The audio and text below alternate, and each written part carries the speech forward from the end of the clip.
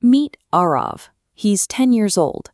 His alarm goes off at 5:30 a.m., and by the time his head hits the pillow again, he spent 17 hours moving between school, private tutors, and late-night homework.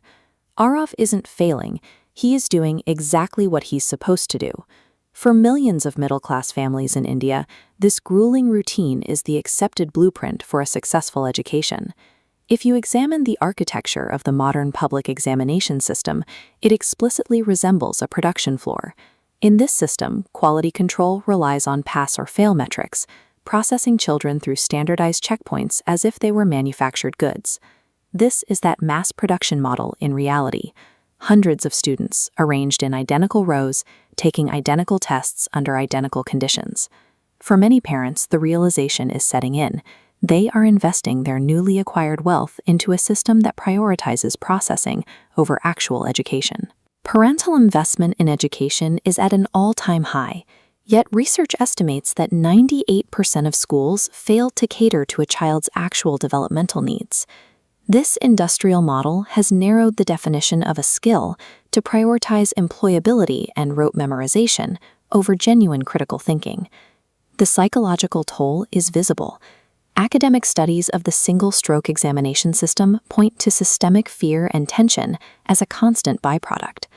This high-pressure environment persists because the core mechanism, high-stakes terminal testing, has remained largely unchanged since its industrial inception. The tech is newer, but the mechanical friction remains the same.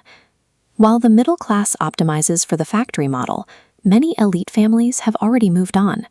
They've transitioned toward education based on networks and specific resources, moving away from the linear pipeline toward a decentralized constellation.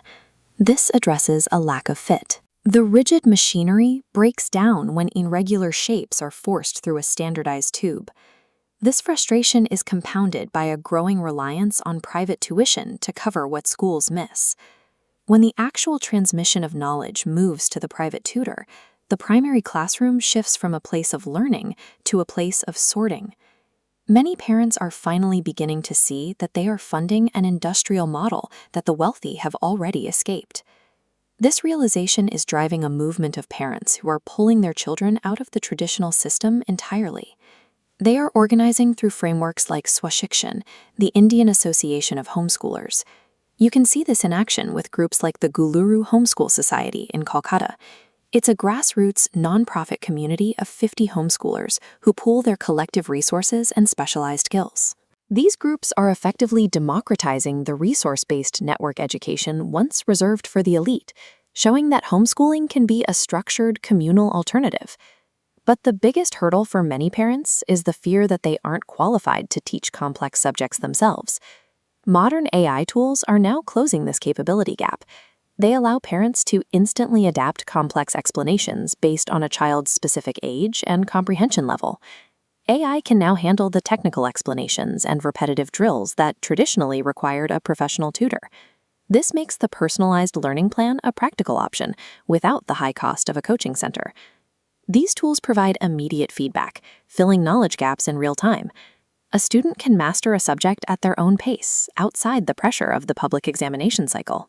By combining community networks with these personalized tools, families are regaining control over the speed and direction of their children's learning. They are replacing a rigid industrial process with a flexible, individual path.